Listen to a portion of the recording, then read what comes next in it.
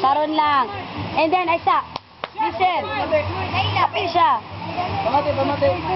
Listen, people. Paminaw.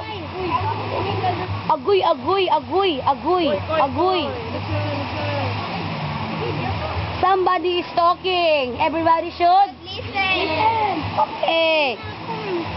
Paminaw, unsay ginabuhat sa devotion. So mag-devotion mo karon na mo i-discuss nga Bible verse and mag-share mo sa inyong nasabtan sa Bible verse for today.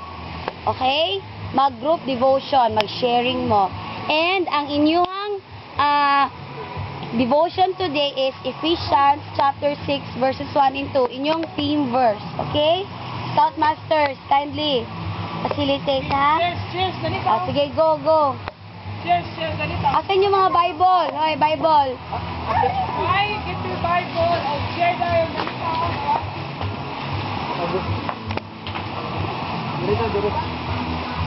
Ay,